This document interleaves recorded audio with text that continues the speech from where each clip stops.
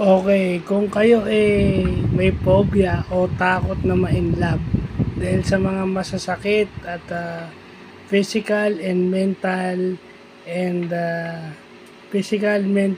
emotional abuse na pinagdaanan nyo.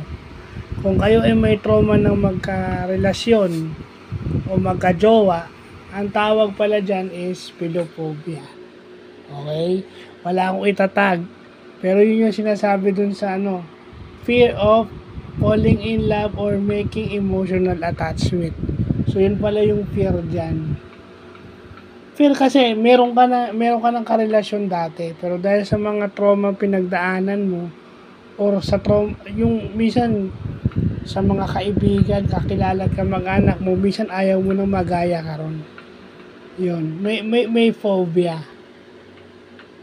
No, hindi yun by choice. May phobia ka kaya mas pinili mo yung ganun.